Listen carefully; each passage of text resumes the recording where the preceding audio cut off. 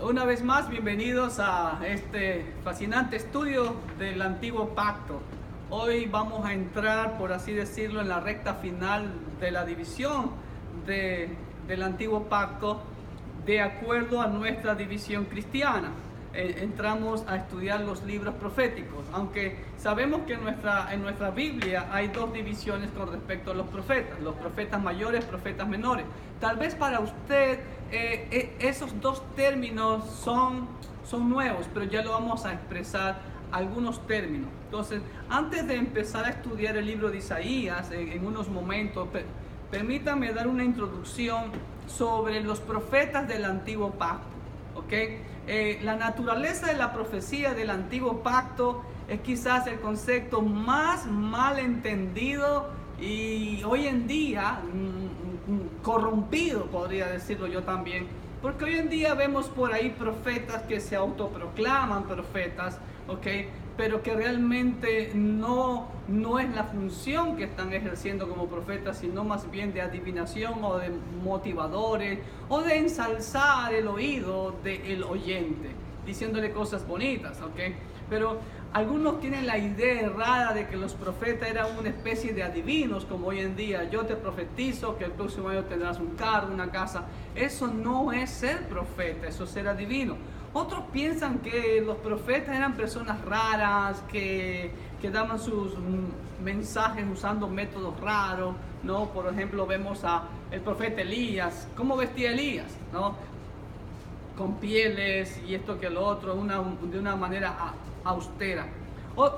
El profeta era una persona totalmente llamada por Dios, en la cual comunicaba, proclamaba el mensaje, proclamaba la voluntad de Dios y proclamaba la palabra que Dios le había dado para que proclamara a su pueblo. En ninguna manera, nunca ningún profeta hablaba por su propia autoridad. Siempre se escucha mucho la frase, vino mi palabra de Jehová, o así dice Jehová, o así dijo el Señor, etcétera, etcétera. Pero jamás ningún profeta en la Escritura daba ningún mensaje de su propia autoridad. La misión del profeta era proclamar la palabra de Dios de tal manera que tuviera un impacto en las vidas del pueblo de Dios, ¿no? Un impacto redentor en el pueblo, para que el pueblo se vuelva a Jehová, ¿ok? Los profetas siempre, esa es la función profética, llamar al pueblo al arrepentimiento, ¿sí? Que regresen a la obediencia al pacto de Jehová. Esa frase se le escucha mucho en el Antiguo Pacto. Los profetas defendían a los pobres, a los oprimidos, porque lamentablemente vemos en la vida monárquica de Israel y luego de Judá y del reino del norte Israel, que había mucha corrupción, mucha opresión, y los profetas denunciaban todas esas opresiones, ¿ok?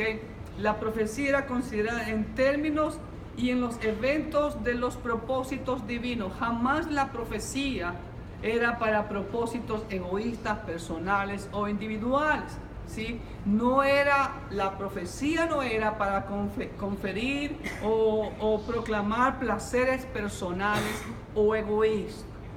El mensaje de la Biblia nunca pasa de moda, hermanos queridos. Y en sus hojas tienen ustedes una gran importancia también que debemos de saber, es que los profetas o los libros proféticos, como lo tenemos en nuestras Biblias, no están en el orden cronológico en la cual aparecieron los profetas. De hecho, vemos que el primer profeta que se nombra en la Biblia, ¿quién es?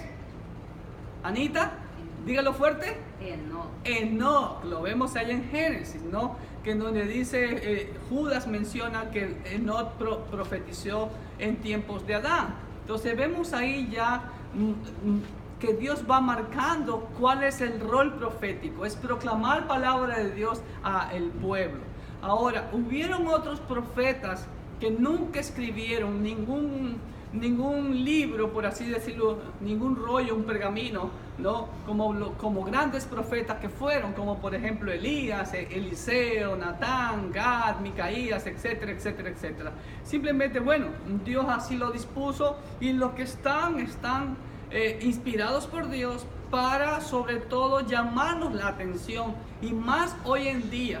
Cuando lleguemos a los libros de Jeremías y Ezequiel, yo lo he llamado a los profetas de Jeremías y Ezequiel como los profetas de los tiempos finales, porque ellos profetizaron al final del tiempo del reinado de Judá, cuando se venía el fin, y ahora lo mismo, y es la misma característica que está pasando el día de hoy.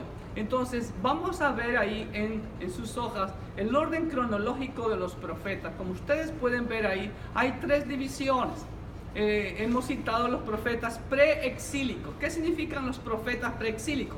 Los profetas preexílicos son aquellos que existieron antes de que Judá, el reino del sur, fuera llevado cautivo a Babilonia por Nabucodonosor, allá por el año 701 a.C. aproximadamente. ¿Okay? Entonces, el profeta más antiguo que tenemos, si tuviéramos que colocar los libros proféticos en orden, el primero que sería Joel, que según se cree apareció ahí, como ustedes ven, en el año 850 al 750 a.C. Después le vino Jonás, ¿sí ven? Después vino Amós, después vino Oseas, después vino Isaías, después vino Miqueas. Miren, Oseas ministró, profetizó en el año 760 al 710 a.C. Isaías en el 740 al 680 a.C. y Miqueas por alrededor del año 740. ¿Okay? Ya vamos viendo ahí, saquemos nuestras conclusiones.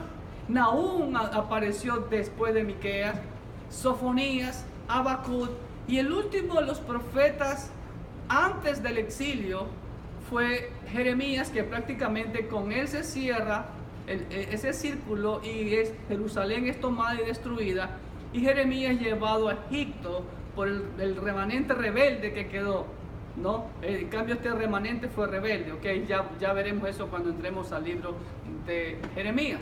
Después está el segundo grupo, en ese mismo orden cronológico, que están los profetas exílicos.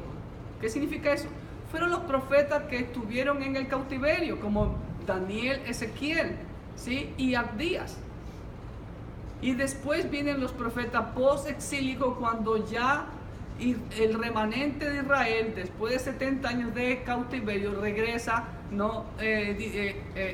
Encabezados o liderados por Zorobabel, ¿no? Y después por Nehemías, y ahí aparecen los grandes profetas, Ageo y Zacarías, sobre todo ellos que exhortan al pueblo a construir el templo, y que no vivan ellos vivían bien en casas artesonadas, lujosas, dice, y el templo del Señor está abandonado. Y por último, el profeta Malaquías, que es a finales de los años 400 a.C. ¿Ok? Entonces, como ustedes ven ahí, Oseas y Miqueas, ¿sí ven? Son contemporáneos del profeta Isaías. ¿Ok? El profeta Oseas, si no me falla la memoria, su ministerio fue en el reino del norte, y Miqueas fue en el reino del sur, pero también profetizó al reino del norte. Pero Isaías, básicamente Dios lo ubicó solamente para Judá. ¿Ok? Y vamos a ver entonces qué es. Si vamos a hablar de profetas, tenemos que hablar de profecías. ¿Sí? Ahí está, los profetas contemporáneos de Isaías es Miqueas en el reino del sur, y Oseas en el reino del norte, ¿sí? Israel, Samaria o Efraín, que es lo mismo. Aunque Miqueas también le profetizó a uno de los malvados reyes del reino del norte. ¿Ok? Entonces, vemos que el profeta declara profecía. ¿Y qué es profecía? ¿Ok? Esa palabra que el día de hoy se la se la malentiende con algo sobre el futuro y piensan que profecía es solamente el futuro, algo del futuro o del fin del mundo. Pero la profecía, pueden copiar en sus hojitas, la profecía es un mensaje de Dios no necesariamente limitado a eventos futuros o al fin del mundo, sino para testimonio y gloria de Dios. ¿Sí? Está un mensaje de Dios no necesariamente limitado a eventos futuros o al fin del mundo, sino para testimonio y gloria de Dios. Ese es mi concepto de lo que es profecía. Y en Apocalipsis 19:10 dice claramente el Señor: porque el testimonio de Jesús es el espíritu de la profecía. El testimonio de Jesús es el espíritu de la profecía. En pocas palabras, ¿qué es la profecía? Es testificar de Cristo, testificar de Dios, testificar de su voluntad, testificar de su santidad, testificar de su plan, de su voluntad a el pueblo. ¿Ok? Entonces, y siempre con el propósito de darle la gloria a Dios. También vemos la palabra profeta, como ya mencioné. El profeta no es un adivino, el profeta es una persona que bajo la autoridad de Dios proclama al pueblo el mensaje que Dios le ha dado. Y todo, como siempre, es para la gloria de Dios, no para la gloria del profeta, porque de hecho, hermanos queridos, ¿cuál fue la característica? ¿Cuáles fueron los finales de la vida de los profetas? ¿Cuál fue la característica del final de sus días? Fueron muertos la gran mayoría. ¿Sí? ¿Por qué? Porque lamentablemente, así como pasó hace 3.000 años, 4.000 años, 2.500 años, pasa hoy en día. La gente, aún el pueblo que dice ser el pueblo de Dios, no quiere escuchar palabra de Dios. Y se molestan y se van contra el portador del mensaje de la palabra de Dios. Y contra Dios mismo, como dice la Escritura. ¿Okay? Pero el profeta es simplemente la persona que bajo la autoridad de Dios proclama al pueblo el mensaje que Dios le ha dado. ¿Ok? Hoy en día no hay más revelación, está todo el mensaje dado en los 66 libros que conocemos como la Biblia. ¿Amén? También vamos a ver esta expresión profetas mayores y profetas menores. ¿Por qué en nuestra Biblia cristiana hemos hecho esa división? Pues bueno, se la ha hecho simplemente por diferenciar que los profetas mayores no es que sean más grandes, sean más ilustres, sean de mayor importancia, sino simplemente por el hecho de que sus escritos son más extensos que los otros. En pocas palabras, escribieron más. Como vemos, Isaías escribió bastantísimo, Jeremías también, porque si juntamos Jeremías con Lamentaciones, tal vez puede equipararse con los escritos de Isaías. ¿Ok? Y los profetas menores no porque sean menores, sino porque simplemente pues escribieron, sus escritos son de menor tamaño. ¿Estamos?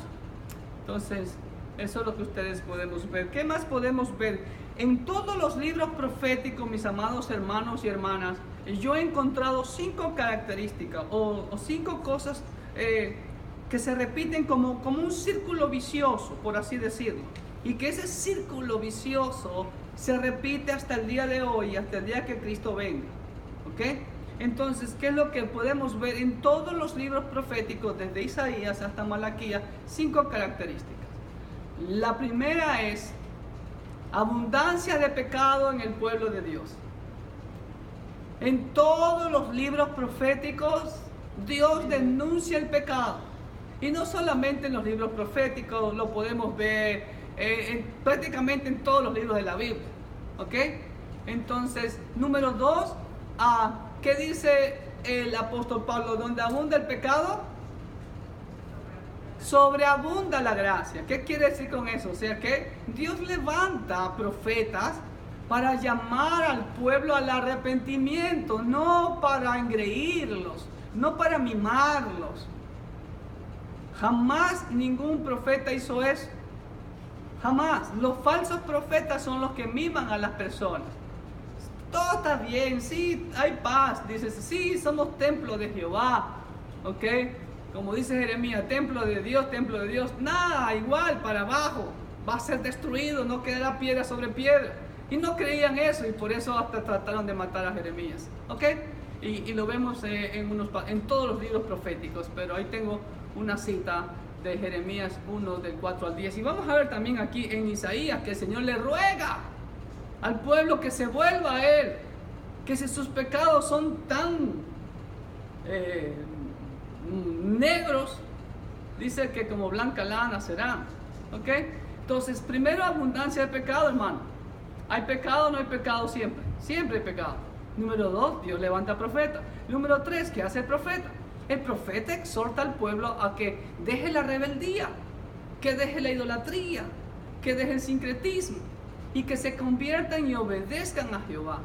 Y les anuncia el castigo que Dios enviaría si es que no se arrepienten. Y para muestra ahí están algunos botones, ¿no? Hay muchos y muchos pasajes.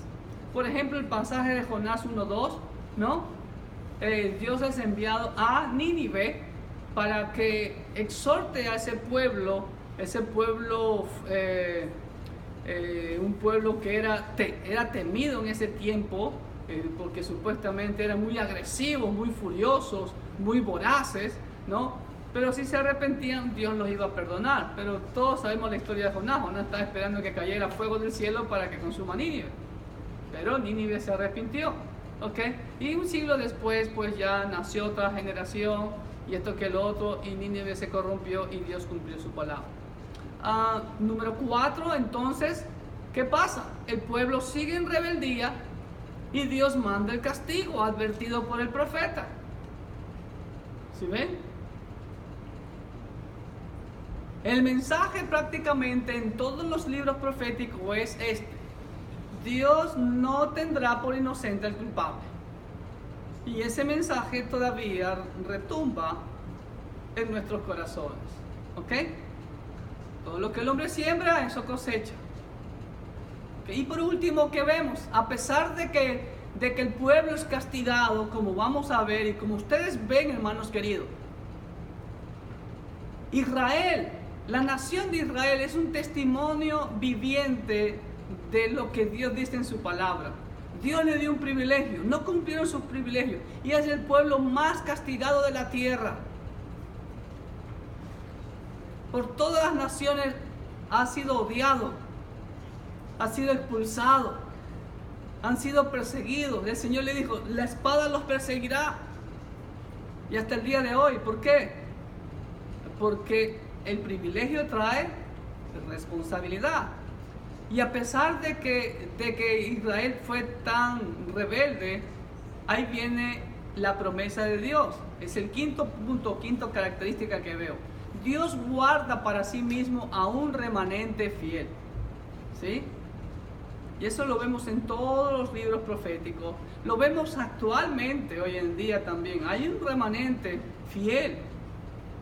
¿Sí? Y como la palabra dice remanente, ya vamos a ver también qué es un remanente, ¿ok? Entonces esas 5 características vamos a ver en todos los libros proféticos. Ok, vamos a ver también que en todos los libros proféticos predomina la soberanía de Dios. ¿Sí ven? Es muy importante. El mensaje, uno de los temas principales de todos los libros proféticos es: Dios es soberano y nadie puede ir en contra de su soberanía. Lo que Dios ha estipulado, nadie lo va a cambiar, ni siquiera una iot, como dice el Señor Jesucristo, y que traducido al idioma español es una jot. ¿Ok? Refiriéndose a Dios, expresa la autoridad suprema, final y absoluta de Dios. ¿Sí? Y es en el tiempo de Dios que las cosas van a ocurrir, no en mi tiempo, no en el tiempo de la iglesia. ¿Ok? ¿Estamos? También vamos a ver en todos los libros proféticos la doctrina del remanente. Una vez hablé con una persona sobre esto que tenía muchísimos años en el Evangelio, de hecho más años que este servidor en el Evangelio, Y dice que nunca había escuchado esa palabra remanente en toda su vida cristiana. Increíble. Y entonces le expliqué lo que es la doctrina del remanente. Lo vemos aquí en el libro profético. ¿Qué es un remanente? Un resto, un residuo, un grupo pequeño. Ese es un remanente, como ahora en este momento. Aquí tengo un remanente de todos los martes, ¿sí? No está toda la congregación que viene el día domingo. ¿Sí? Es un grupo pequeño en el cual ese grupo es fiel al Señor. Ese grupo busca la voluntad de Dios. ¿Okay? También se lo conoce como remanente el núcleo de israelitas que sobrevivirían a la cautividad en Babilonia y regresarían a Israel, ¿se acuerdan? Con Zorobabel, como ya mencioné. Y también, hermanos queridos, la iglesia, usted y yo, como el remanente justo del pueblo de Dios al mundo. ¿Ok? Entonces, eso es el remanente. Y también, algo muy importante para traer todo el tema de la profecía y todo el mensaje profético a la actualidad, a nuestros días, tiene bastante vigencia el mensaje profético. ¿Por qué? Porque, número uno, el mensaje procede ¿de quién? De Dios, correcto. Es mensaje de Dios, no es mensaje del pastor Clever, no es mensaje del pastor tal, fulano, sultano, mengano, perenceno. Es lo que la Biblia enseña. Por eso mi deseo, y más que mi deseo, es la orden del Señor de escudriñar las Escrituras, Juan 5:39. Para que así, hermanos queridos, no seáis llevados por cualquier viento de mala doctrina, como dice el apóstol Pablo. ¿Okay? Y número dos, el mensaje profético es vigente y muy al punto el día de hoy, porque el mensaje está enraizado en la vida real. Hermano, la historia se repite. Esas 5 características que ya vimos hace un momento se repiten en la historia del pueblo de Dios. ¿Ok? Y más en los tiempos finales. No es que sea pesimista, pero en los tiempos finales no se ve avivamiento. Como le he dicho, lean Apocalipsis capítulo 3, versículo 14 en adelante, la última iglesia de la Odisea. No, Dios no le halaga ni una pizca de nada. Al contrario, todo es reproche contra la Odisea. Porque Dios no está dentro de la iglesia, sino que está afuera, tocando la puerta a la iglesia, tocando el corazón de la iglesia. ¿Ok? Y número 3, son 4 puntos. Es vital hoy en día el mensaje profético porque habla directamente a la naturaleza humana. ¿Cómo está la naturaleza humana hoy en día, hermanos queridos? ¿En santidad? ¿Más moralidad vemos hoy o más inmoralidad? Más inmoralidad. Y por último, es relevante el mensaje profético hoy porque enfoca el problema del pecado. Muy bien. Con esa introducción a los profetas del antiguo pacto, permítanme ahora entrar a escudriñar el libro de Yesayahu. ¿Ok? El libro de Isaías. Y en hebreo es Yesayahu. ¿Ok? ¿Quién fue este gran profeta? Isaías, como dice, es el primer versículo. Dice, visión de Isaías, hijo de Amós. Amós, el padre de Isaías, según se cree, era parte de la realeza, parece ser, del principado. Por lo que se ve, tenían dinero. E Isaías ministró en el ámbito político y en el ámbito de la realeza. Y pues en el ámbito como un siervo de Dios. ¿Ok? Isaías es uno de los profetas más grandes que vemos en el antiguo pacto. No porque haya sido de la realeza o de la nobleza, sino porque en Isaías, hermanos queridos, vemos la doctrina de Cristo en su más alta expresión. Isaías da unas profecías que van desde el pasado eterno hasta el futuro eterno de Dios. Abarca la eternidad prácticamente, ¿sí? Y pues vamos a ver ciertos puntos y vamos a ir hablando un poco más sobre ellos, sobre este gran profeta de Dios llamado Yesayahu. Isaías en hebreo es, como ustedes vieron ahí, su nombre significa Yahvé es salvación. Yahvé es salvación. Yeshayahu. De ahí viene el nombre Yeshua. ¿Ok? Joshua. Josafat. Todos sus nombres están implícita la salvación. ¿Ok? Fue el más grande de los profetas. ¿Por qué? Por su ministerio escrito. Como le digo, Elías fue un tremendo profeta de Dios. Eliseo ni se diga. Natán fue un gran consejero, ¿sí? En el reinado de el rey David, ¿sí ven? Fue una columna importante para el rey David. Pero sin embargo, pues no hay nada escrito. Isaías se lo conoce como el más grande de los profetas por su ministerio escrito. Siguiente punto. El autor de este libro lo dice ahí, visión de Isaías, hijo de Amós. ¿Okay? El autor de este libro es Isaías, hijo de Amós. ¿Qué significa Amós? ¿Sabes lo que significa Amós? Significa fuerte o valiente. ¿Okay? Aunque hoy en día, hermano, hay eruditos críticos que afirman que parte de este libro que no corresponden a Isaías, el hijo de Amós.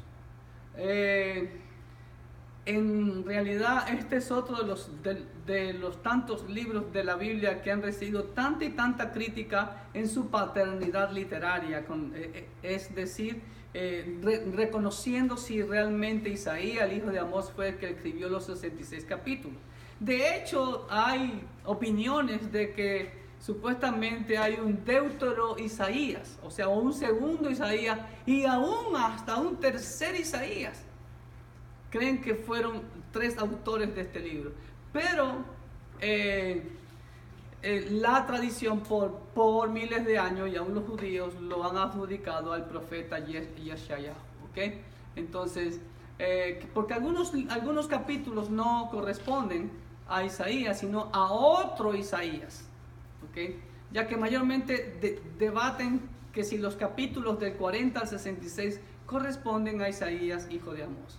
¿Okay? Entonces, pero bueno, no vamos a entrar ahí en polémica y no vamos a profundizar en eso porque simplemente este es un panorama. Ok, tercer punto, ¿estamos? ¿Ya? Isaías profetizó durante el reinado, ¿sabe de cuántos reyes? 4 reyes. ¡Wow! Dios le dio mucha vida. Durante el reinado de 4 reyes de Judá. Como lo dice el primer versículo, visión de Isaías, hijo de Amós, la cual vio acerca de Judá y Jerusalén en días de Usías. Usías, ¿cuál es el otro nombre reconocido como el rey Usías? Azarías, Jotán, Acaz y Ezequías, reyes de Judá. ¿Sí ve? Entonces, él profetizó durante el reinado de 4 reyes y posiblemente entre los años 740 a el año 680. Entonces, un promedio ministerial de ¿cuántos años? Aproximadamente 60 años o un poquito más, ¿ok? Tiempo en el cual, durante el ministerio del profeta Isaías, el reino del norte, Samaria, Efraín o Israel, fue llevada cautiva. ¿A dónde fue llevada cautiva? No, el reino del norte. Samaria, Efraín o Israel, las 10 tribus del norte. ¿A dónde fue llevada cautiva? Y que nunca más volvió. ¿Ah? Sí, diría. Cautiva por el imperio asirio. Ahí está el nombre, Sargón II. Aproximadamente en el año 722 o 721 a.C. ¿Ok? Entonces el imperio asirio fue que lo conquistó. Y Dios usó al imperio asirio para castigar no solamente al reino del norte, sino también a la nación de Siria, como vamos a ver más adelante. ¿Ok? Entonces, y también durante este tiempo de administración de Isaías, Judá fue invadida por Senaquerib, rey de Asiria también, después de Sargón II. Judá fue invadida por Senaquerib alrededor del 701 a.C. Eso fue la invasión. Antes dije que Judá fue llevado a Babilonia. Eso fue en el 500 y algo. No fue en el 700 y algo. ¿Ok? pero fue librada. Toda Judá y Jerusalén tembló por la presencia de los asirios, pero ¿saben la historia? Ya la vimos la historia. Sí, esa está ya en Primera de Reyes, creo, y también Isaías ahí la menciona en Isaías 37-36, ¿no? 185,000 asirios estaban asediando toda Judá. ¿Y qué pasó? Pero fue librada en uno de los hechos más asombrosos del antiguo pacto, cuando el ángel de Jehová mató alrededor de 185,000 asirios. ¿Quién es el ángel de Jehová en el antiguo pacto? Cristo Jesús. Muy bien, Berito. Así es. ¿Ok? Entonces, eso es uno de los puntos que vemos en Isaías. ¿Ok? Otro aspecto de Isaías es que su nombre, el significado de su nombre es muy apropiado, ya que el tema básico del libro es la salvación del hombre por Dios. ¿Ok? La salvación del hombre por Dios, por ese Dios redentor. ¿Cómo salva Dios al hombre? ¿Por las obras o por qué? Por la gracia. Únicamente por su gracia y no por obra humana. ¿Estamos? Muy bien. Punto E. El santo Dios no permite la impiedad de su pueblo, del pueblo de su pacto. No lo permite. Recuerde siempre esa frase, pacto. Es lo que hoy en día menos se pronuncia. Dios hizo un pacto con Israel, Dios cumplió su pacto. Nosotros hemos hecho un pacto con Cristo, Cristo hizo su pacto. Pero así como Israel incumplió su pacto, ¿cómo está la iglesia actualmente? ¿Está cumpliendo o incumpliendo su pacto en general? ¿Ah? ¿Le ha fallado o le ha estado obedeciendo? Está fallando la iglesia. Y por lo tanto, al incumplir el pacto de Dios, son castigados y son purificados para ser merecedores de su plan de redención. Ya vimos en muchos pasajes de la Biblia que Dios a quien ama azota a quien tiene como hijo. ¿Sí? ¿Estamos? F. Los temas de las declaraciones de Isaías llegan en el pasado hasta los eternos designios de Dios. Vamos a ver ciertos aspectos que alusión a Satanás, por ejemplo, a la creación de Satanás, a la rebelión de Satanás antes de que el hombre sea creado. ¿Okay? Entonces, los temas, las declaraciones de Isaías llegan en el pasado hasta los eternos designios de Dios y la creación del universo, y contemplan también un tiempo futuro. ¿Cuál es ese tiempo futuro? Cuando Dios cree, ¿qué va a crear Dios después de 1000 años? Cielos nuevos y una nueva tierra. ¿Okay? Ahí lo vamos a ver cuando lleguemos a Isaías 42, Isaías 65 e Isaías 66. ¿Okay? Entonces, vemos que ya en Isaías, y de hecho, hermanos queridos, cuando estudiamos el libro de Apocalipsis, vamos a ver que muchos de los pasajes de Apocalipsis tienen su base en el antiguo pacto. ¿Okay? G.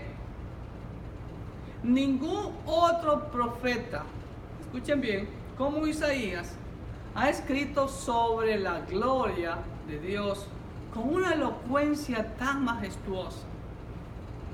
¿Okay? Todas las naciones de la tierra, hermanos queridos, están incluidas en el alcance de las profecías de Isaías. Naciones que usted de pronto las va a escuchar por primera vez. ¿Ok? H. En Isaías tenemos muchas profecías importantes sobre Jerusalén. Y hermano, increíblemente, mire, en este libro de Isaías, Dios le da 30 nombres diferentes a Jerusalén. Más de 30 nombres diferentes. ¿Alguien me puede decir uno de esos 30 nombres? ¿Cómo Dios la llama? Se llama ramera. Ramera, Zabulón, Sodoma, Gomorra, infiel, de todo le dice el Señor, ¿ok? Como también vemos profecías sobre Israel, sobre Judá y las naciones de la tierra. Ninguna nación de alrededor de Israel se salva del juicio de Dios. Y eso es diría yo, es un tipo de lo que va a ocurrir con todas las naciones de la tierra. Un ejemplo, ¿ok? Y Isaías expone muy detalladamente, hermano querido, la doctrina de Cristo. Ningún otro profeta expone tan detalladamente, tan ampliamente la doctrina de Cristo, que a Isaías, ¿sabe cómo se lo conoce a Isaías? Como el profeta, llénenlo ahí en sus hojas, profeta evangélico. ¿Qué hacemos los evangélicos? Proclamar a Cristo. Amén, hermanos. En ningún otro libro del Antiguo Pacto se halla un profundo concepto cristológico como aquí en Isaías. ¿Sí? Isaías predice, ¿qué predice Isaías sobre Cristo? Pero antes que su venida, ¿qué hay primero? Antes de su muerte, ¿qué hay primero? Su nacimiento, su deidad, su ministerio, su muerte, su futuro reino milenial, etcétera, etcétera, etcétera. ¿Ok? Otro punto importante.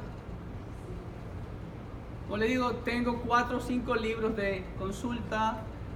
Tengo uno de Clive Francisco, tengo otro de Gleason Archer, tengo, ya hasta ni me acuerdo de los autores, pero consulto 4 o 5 libros, incluyendo la Biblia de Estudio Scofield y el otro, la Biblia de Frank Boyd y otro libro más que no me acuerdo ahorita el nombre. ¿Okay? Y en uno de ellos encontré este punto muy importante. Algunos eruditos llaman al libro de Isaías como la Biblia en miniatura. Interesante. La Biblia en miniatura. ¿Saben por qué le llaman la Biblia en miniatura?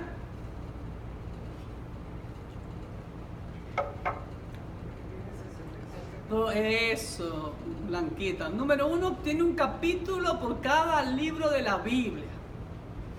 Y tiene 2 divisiones. De los capítulos 1 al 39,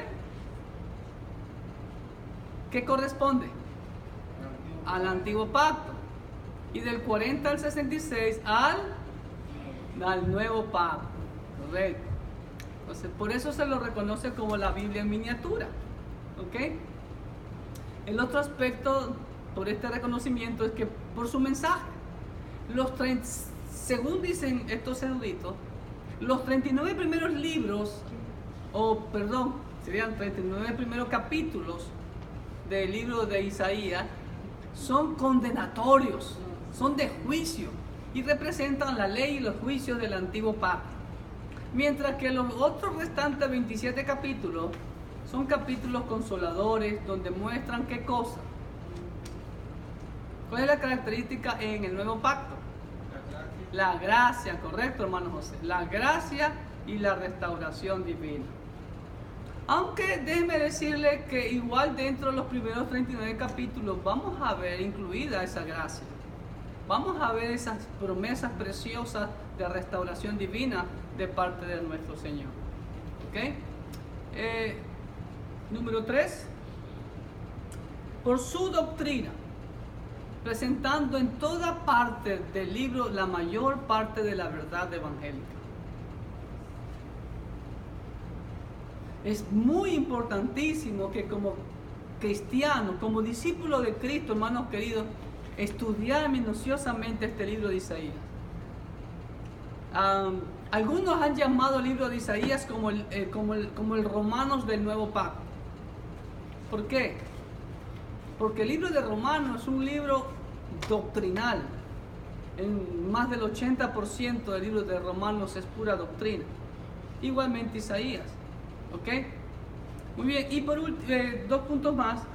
En este libro podemos ver al Señor Jesús como ¿quién? El príncipe de paz, correcto.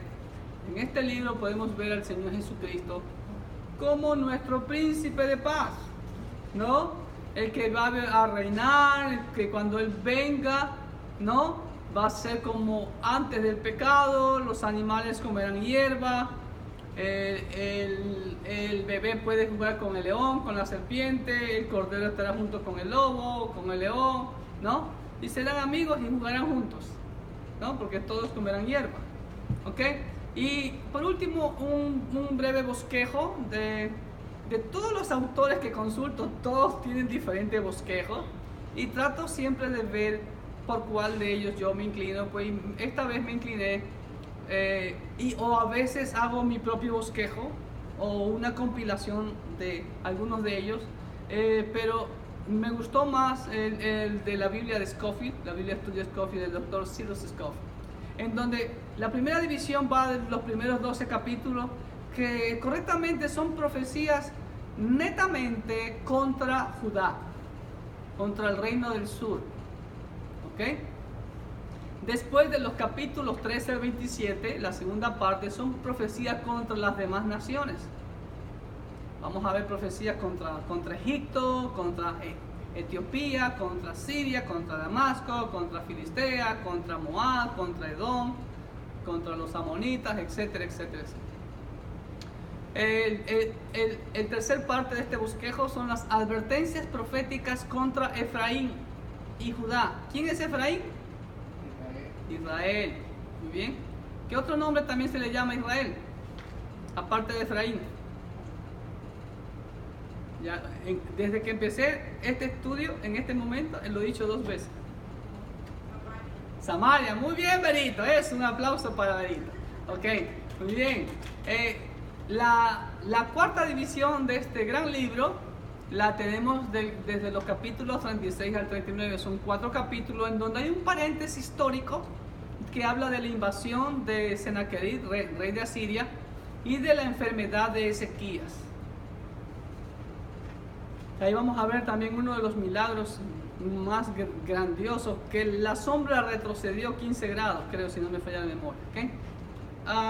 Quinta división de este libro, la grandeza y trascendencia eterna de Dios, de los capítulos 40 al 48. 9 capítulos que hablan de la grandeza y trascendencia eterna de Dios. ¿Ok? ¿Sí? El sexta división, vamos a ver a el siervo sufriente de Jehová. ¿Quién es el siervo sufriente de Jehová? Nuestro Rey, nuestro amo Jesucristo. Capítulos 49 al 57.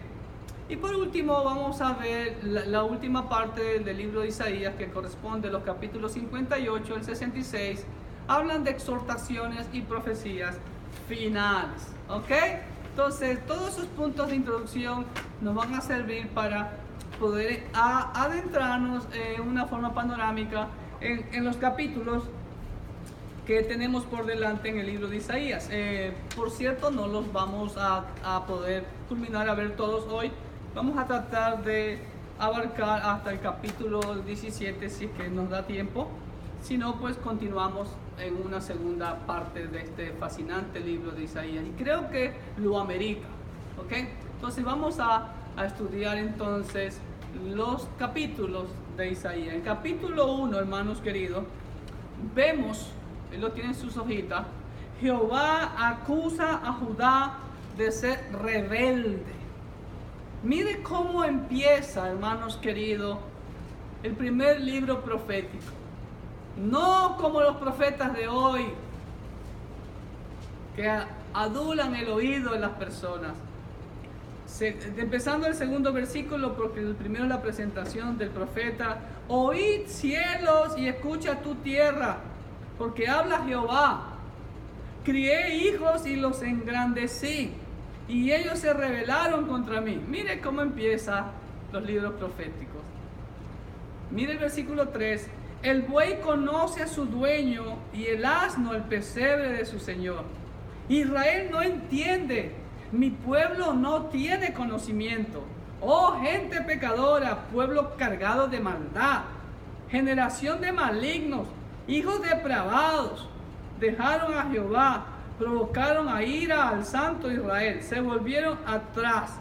¿Por qué queréis ser castigados aún? ¿Todavía os rebelaréis? Toda cabeza está enferma y todo corazón doliente. Desde la planta del pie hasta la cabeza no hay en él cosa sana, sino herida, hinchazón y podrida llaga. No están curadas, ni vendadas, ni suavizadas con aceite. Vuestra tierra está destruida, vuestras ciudades puestas a fuego. Vuestra tierra delante de ustedes comida por extranjeros y asolada como asolamiento de extraños. Y queda la hija de Sión como enramada en viña y como cabaña en melonar, como ciudad asolada. Wow, cuando Jeremías comienza esta proclamación, ¿ustedes creen que el pueblo de Jerusalén le escuchó? No, ¿saben por qué no? Porque cuando Isaías comienza su ministerio, Judá, Jerusalén, estaba próspera. Tenían de todo. Había una buena economía. Entonces, ¿cómo dice eso que todo está enfermo, que vuestra tierra está comida por extranjeros? ¿Se dan cuenta? Hoy en día no pasa lo mismo. El Señor no dice lo mismo hoy.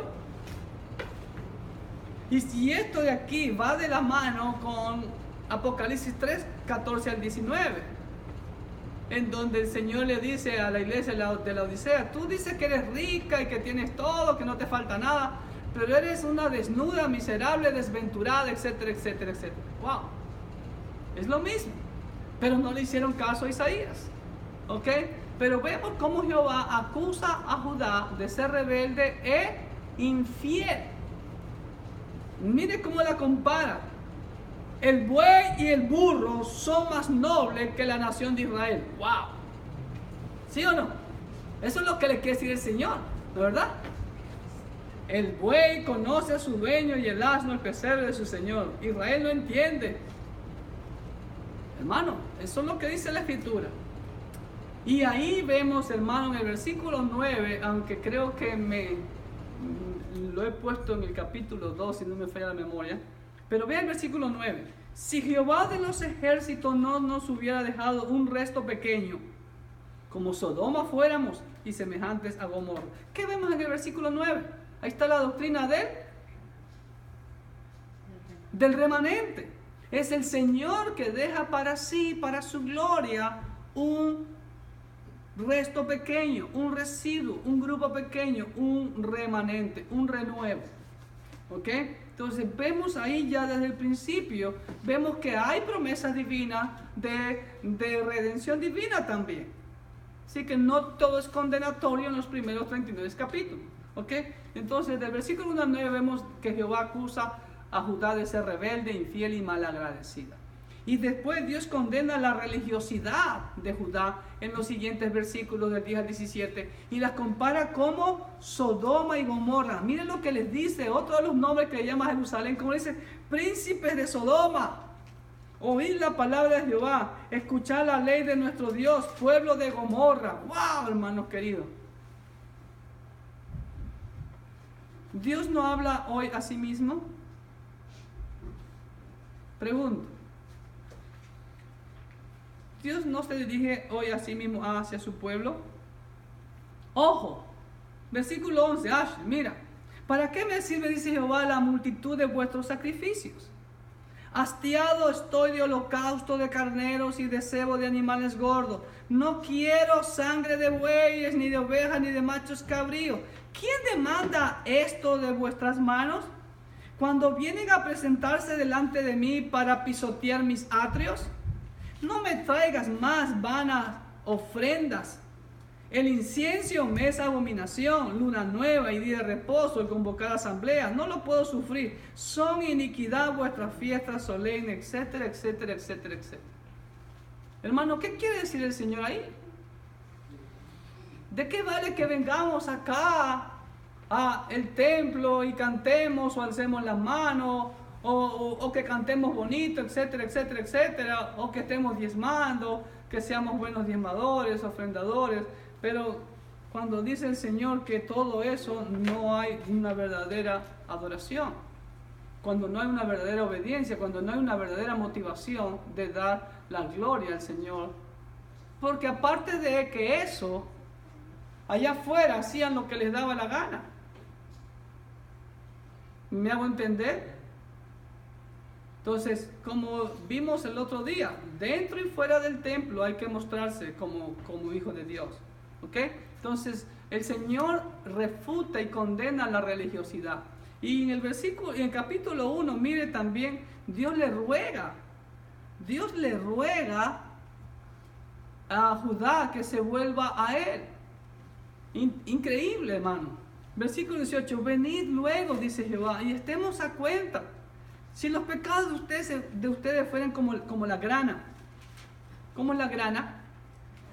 Roja, bien incandescente. Dice, como la nieve serán emblanquecidos. Si fueren rojos como el carmesí, vendrán a ser como blanca lana. Si quisiereis y oyereis, comeréis el bien de la tierra. Aquí vemos, hermanos, que Dios nos da la libertad, del libre albedrío. Dios no condena a nadie. El hombre se condena porque quiere. Usted escoge el camino del Señor. El Señor dice, si tú quieres. Dios es un caballero. Dios no obliga a nadie. Es como nosotros no obligamos a nadie. Simplemente transmitimos la palabra de Dios a sí mismo. Y cada quien, individualmente y como iglesia, vamos a recibir lo que hemos sembrado. ¿Ok? Y ahí le ruega. Y le promete, ¿no?, que Él los mantendría, restauraré tus jueces como al principio, tus consejeros como eran antes. Antes te llamarán ciudad de justicia, ciudad fiel. ¿Sí ven? Ahí vemos la promesa divina también. No solamente en los últimos capítulos, ¿ok? En el capítulo 2, aquí vemos la visión del futuro reino. En otras palabras, mesiánico, correcto, ¿no? Lo que vio Isaías, hijo de Amós, acerca de Judá y Jerusalén, acontecerán los postreros los tiempos que será confirmado el monte de la casa de Jehová. La palabra monte, déjeme decirle algo, también equivale a reino. ¿Ok? La palabra monte equivale a reino dentro de la Biblia. Como la palabra levadura es sinónimo de ¿qué? De pecado. No, la palabra Egipto también es sinónimo de perdición, del mundo. Entonces, la palabra monte, dice en pocas palabras, en los postreros de los tiempos será confirmado el reino de la casa de Jehová como cabeza de los reinos, o dice el monte, y será exaltado sobre los collados y correrán a él todas las naciones, y vendrán muchos pueblos y dirán, venid y subamos al monte de Jehová, a la casa del Dios de Jacob. ¿Cuándo será eso, hermano? Etcétera, etcétera, etcétera, etcétera. En el reino milenial de Cristo. Entonces, visión del futuro reino mesiánico en los primeros 5 versículos. Y nuevamente Jehová reprende el sincretismo, el paganismo y altivez de su pueblo, lo mismo que serán castigados y destruidos, ¿no? De los versículos 6 al 22 vemos eso, ¿ok? Y vemos la primera mención del día de Jehová. Mire lo que dice ahí. ¿En dónde está? En el capítulo 2.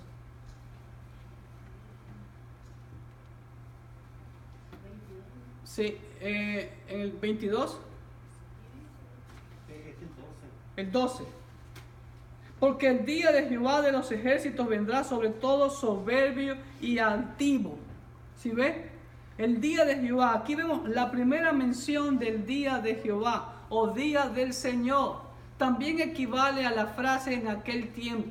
Es el día grande y espantoso que dice Joel capítulo 1 versículo 15 y capítulo 2 versículo 1 y 2. Es el día cuando Dios derrame su juicio sobre este mundo impío e implante su reino de justicia con el Mesías. Como dice Apocalipsis 6:17, ¿quién podrá mantenerse en pie? Porque el día de su ira ha llegado. ¿Ok? Ahora, el día del Señor no es el día domingo como la gente ha estado mal acostumbrada o ha malentendido desde tiempos atrás. De hecho, vuelvo y repito, cuando apareció esta frase en la Biblia, cuando apareció el nuevo pacto, el Apocalipsis de Juan, que él estaba en el día del Señor, él vio esto, los eventos futuros que ya vimos en el libro de Apocalipsis. El día cuando Dios derrame su juicio. No era un día de la semana específico. Y de hecho, como les digo, el día del Señor jamás es un día en específico de la semana. Sino si somos objetivos, todos los días son días del Señor. Amén. Amén. Eso, solo que Elita, hermano José, dicen amén. Eso. ¿Ok? Entonces, aquí ya vemos ese término. El día de Jehová, día grande en que todos los elementos cósmicos serán deshechos. ¿Okay? Lo vamos a ver más adelante en el libro de Joel también. ¿Okay? En el capítulo 3 vemos que Jehová castigará quitando de Judá todo sustento de alimento y de fuerza por causa de su pecado. ¿No? En pocas palabras, Dios los iba a dejar sin alimento y sin soldados. Eso pasó después. Cuando tuvo el inicuo rey Sedequías, cuando Jeremías le advertía, no había comida en Jerusalén. Jerusalén estaba sitiada por los caldeos, por los babilónicos, y se comían a sus propios hijos. Y aún los soldados desmayaron. No había quien salga a pelear contra los caldeos. Año y medio estuvieron cerrados. No podían salir. Se estaban muriendo de hambre. Y aquí el Señor se lo profetiza. Y también, miren, hermanos queridos, también en este capítulo 3 me llamó mucho la atención esto. Castigará a los muchachos, escuche bien, y mujeres lujuriosas que oprimen y se enseñorean de su pueblo. Interesante, miren lo que dice. Versículo 11 del 3. Ay del impío, mal irá, porque según las obras de su mano le será pagado. Pero miren el 2. Los opresores de mi pueblo, escuchen bien, hermanos queridos, son muchachos y mujeres se enseñorearon de él. Pueblo mío, los que te guían te engañan y tuercen el curso de tus caminos. Interesante. Hoy en día, hermanos queridos, ¿por quiénes es dirigido el pueblo de Dios?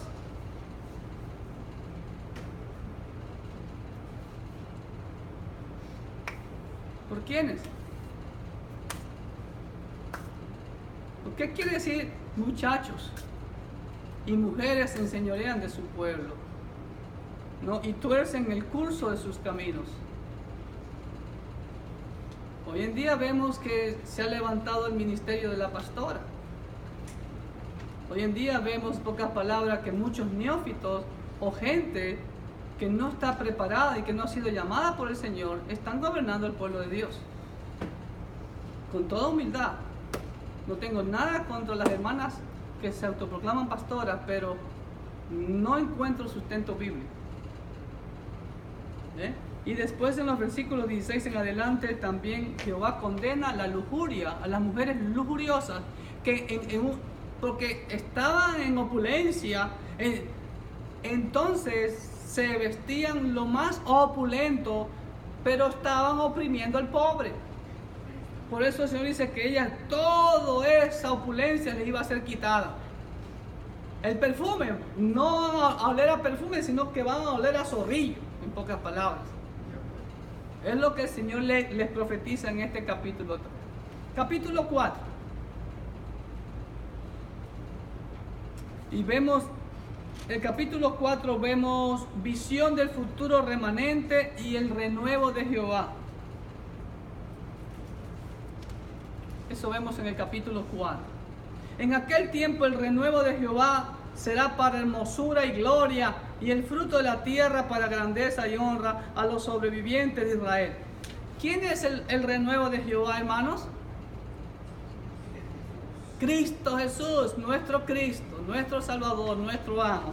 Entonces cuando Él aparezca, entonces todo el remanente gozará del príncipe de paz. ¿Sí ve? En todo el capítulo 4 habla de promesa divina de restauración. No hay condenación aquí, al contrario. ¿Okay?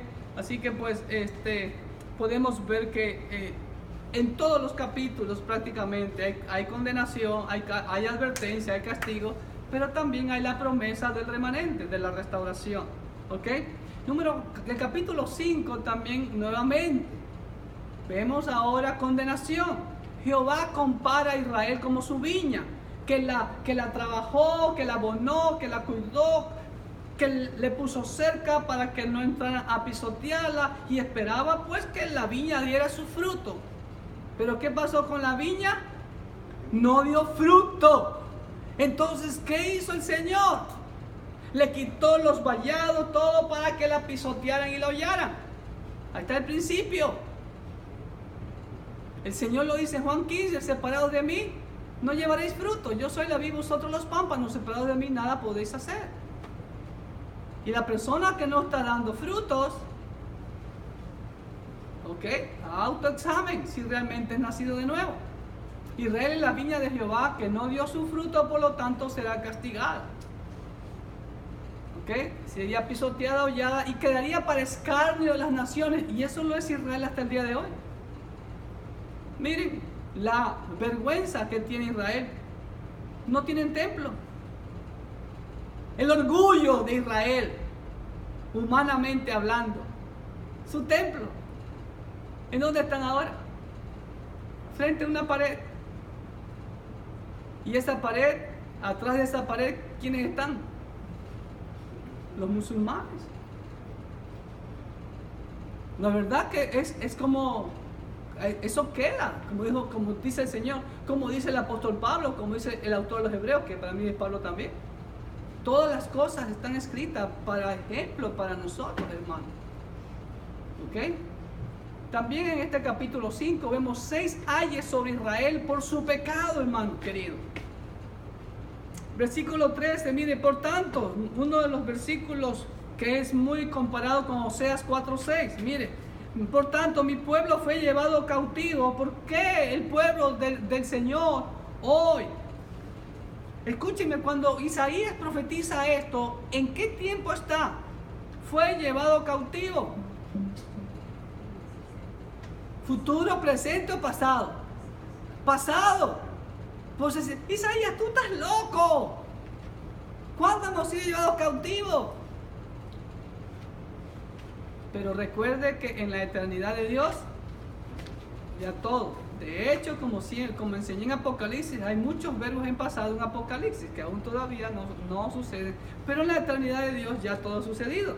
Mi pueblo fue llevado cautivo porque no tuvo conocimiento, y su gloria pereció de hambre y su multitud se secó de sed. ¿Ok? En el versículo 20, mire, dice, ay de los que a lo malo dicen bueno y a lo bueno malo, que hacen de la luz tinieblas y de las tinieblas luz, que ponen lo amargo por dulce y lo dulce por amargo, dice el Señor. Versículo 25. Por esta causa se encendió el furor de Jehová contra su pueblo, y extendió contra él su mano y le hirió, y se estremecieron los montes, y sus cadáveres fueron arrojados en medio de las calles. Con todo esto no ha terminado su furor, sino que todavía su mano está extendida. Ay, ay, ay. ¿Entendieron lo que quiere decir eso, hermano? El juicio de Dios, hermano, es severo. ¿Ok? Capítulo 6, ahí recién vemos, algunos le llaman la visión de Isaías. No fue una visión. Él dice que en el año que murió el rey Uzías o Azarías, vi yo al Señor sentado sobre un trono alto y sublime, y sus faldas llenaban el templo. Dice que lo vio. No me dice en ninguna parte, bueno, puede haber sido una visión, ¿no? Lo vio en visión, pero no dice visión. Pero aquí lo que yo he puesto en mis notas es que Isaías ve al Señor al 3 veces santo. Mira lo que dice. Por encima de él había serafines, cada uno tenía 6 alas. Ajá. ¿He escuchado esto antes, hermano? Ángeles con 6 alas. ¿Ya habían escuchado esto antes? Los serafines. Con 2 alas cubrían sus ojos, su rostro, con 2 alas cubrían sus pies y con 2 alas volaban. Los serafines, ¿sí? Y el uno al otro daban voces diciendo: Santo, Santo, Santo, Jehová de los ejércitos, toda la gloria está llena de su gloria, etcétera, etcétera, etcétera. Ustedes ya conocen ahí, ¿ok? Entonces vemos también aquí el llamamiento a Isaías. Ok, y en el versículo 8, miren lo que dice, hermanos queridos. Después oí la voz del Señor que decía: ¿a quién enviaré? ¿Y quién irá por nosotros? Ok, ¿qué principio o qué doctrina vemos en esa pregunta? La Trinidad. ¿Quién irá por nosotros? Dice el Señor. Ok, no es singular sino plural. Y vemos también ahí que Isaías responde y dice: heme aquí, envíame a mí. No dice heme aquí, envíalo a Luis. Ok, a mí. ¿Cuántos dicen igual que Isaías? Heme aquí, Señor, envíame a mí. Ah, ¿tú respondes así? Heme aquí, Señor, pero envíala a mi mamá. ¿Ah? ¿No? Y miren lo que el Señor le dice. Llamamiento a Isaías para que hable a un pueblo de engrosado corazón que será destruido, pero Dios mantendrá un remanente. Dice, y dijo, versículo 9: anda y di a este pueblo, oíd bien y no entendáis, ved por cierto, mas no comprendáis. Engruesa el corazón de este pueblo y agrava sus oídos y ciega sus ojos, para que no vea con sus ojos, ni oiga con sus oídos, ni su corazón entienda, ni se convierta y haya para él sanidad. No es que el Señor hizo eso, sino que los ojos, los oídos y el corazón del pueblo ya estaban cauterizados. ¿Ok? Capítulo 7. En capítulo 7 Isaías narra la alianza de Rezín, el rey de Siria. Miren, acá está Siria, el norte. ¿Ok? Y todo el reino de Israel, las 10 tribus, el rey Rezín y el rey Peca de Israel se unen en alianza para combatir a Judá, el reino del sur. ¿Ok? Entonces, y vamos a la hojita: alianza de Rezín, rey de Siria, y Peca, rey de Israel, contra Judá. Ahora, Jehová envía a Isaías y a su hijo Sear-Jesús. Mire el versículo 3. Entonces dijo Jehová a Isaías: sal ahora al encuentro de Acaz, tú y Sear-Jesús, tu hijo, al extremo del acueducto del estanque de arriba, en el camino de la heredad del lavador. ¿Para qué Dios envió a Isaías con su hijo Sear-Jesús?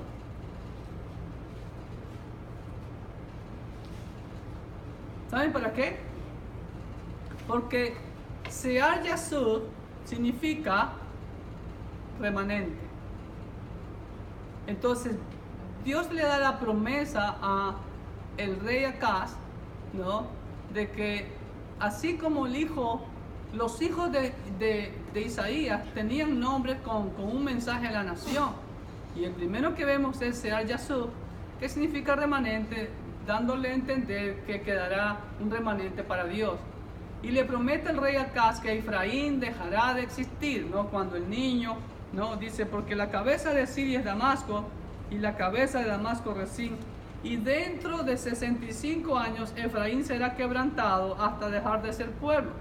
Y eso ocurrió en el año 721, cuando el rey Sargón II invadió el reino del norte y fue llevado cautivo a Siria y nunca más volvió. ¿Ok? Se cumplió literalmente la profecía. Y después de eso es que la gente creyó en Isaías. Pero ya Isaías estaba en los finales de sus días. ¿Ok? Y después Jehová le da señal a Acaz, a Emanuel. Jehová le dice a través de Isaías que le diga al rey Acaz que pida una señal de que esto será verdad. Y Acaz no dice, yo no quiero tentar a Jehová. Si Jehová le estaba pidiendo señal, lo que pasa es que el impío rey Acaz estaba pensando, y de hecho lo hizo, contratar al rey de Asiria para que lo defienda del rey de Siria y del rey de Israel, y no confiar en Jehová. ¿Ok? Pero Jehová le da una señal, dice, por lo tanto el Señor mismo os dará señal. Versículo 14. He aquí que la Virgen concebirá y dará a luz un hijo, llamará su nombre Emanuel. ¿Ok? ¿Y cuál es esa profecía, hermanos queridos?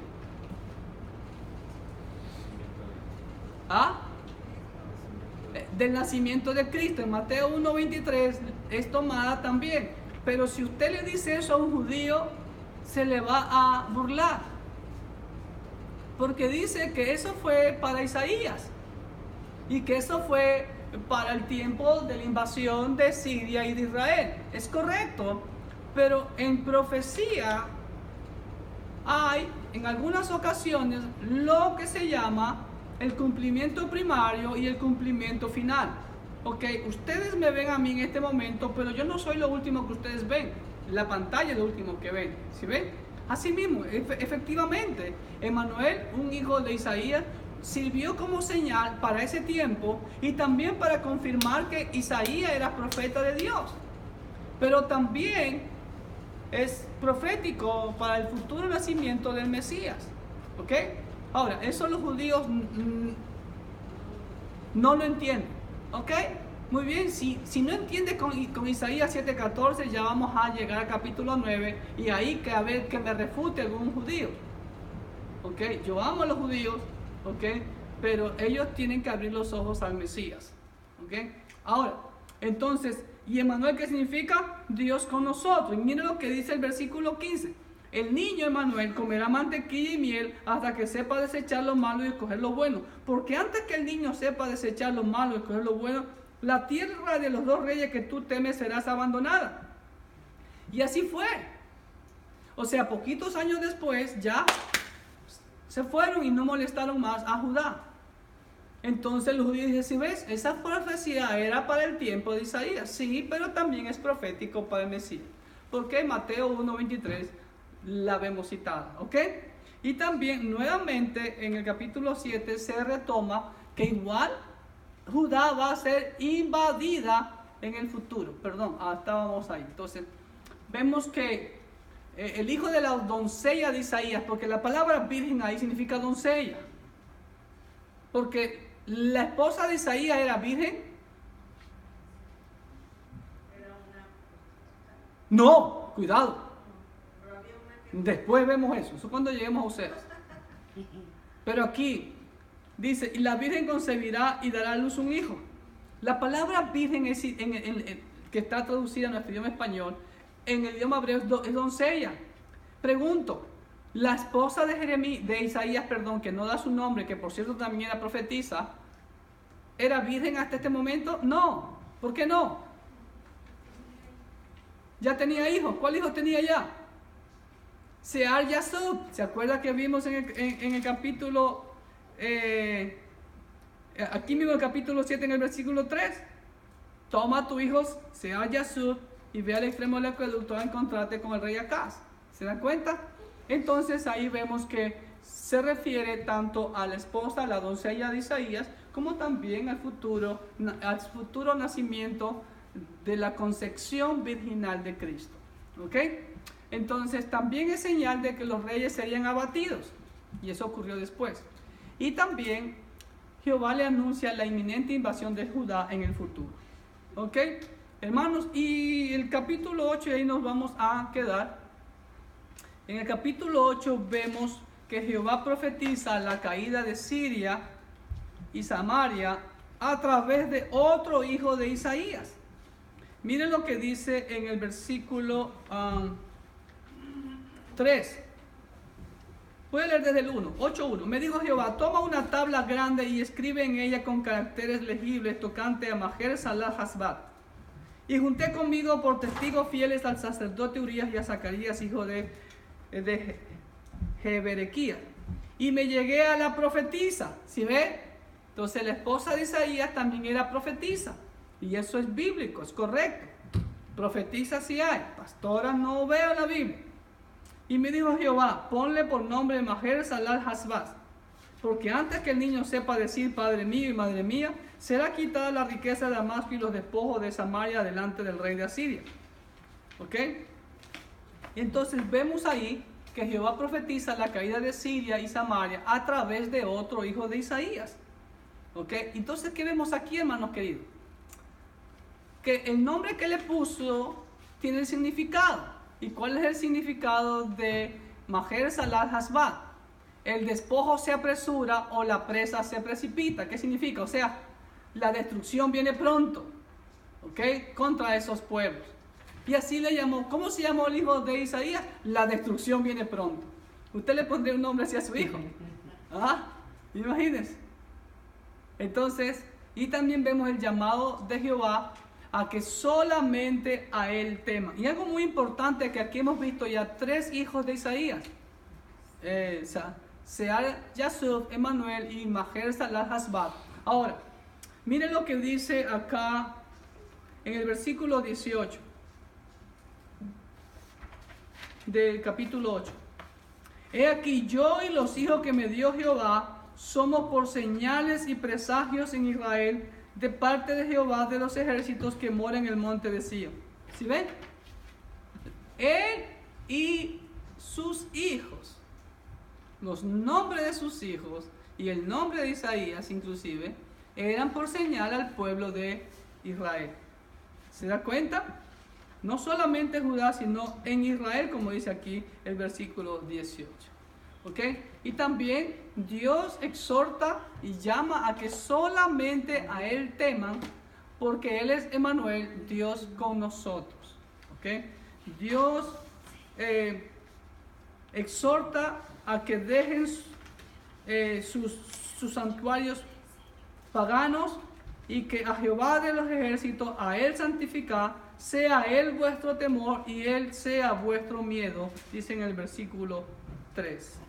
Muy bien, por ahora nos quedamos ahí y en el siguiente estudio vamos a continuar escudriñando los capítulos 9 al 66 de este fascinante libro de Isaías. Le animo que lea los capítulos que quedan para que tenga un mejor entendimiento de los mismos y que pueda hacer cualquier pregunta. Y mientras tanto, que Dios lo bendiga. Bendiciones.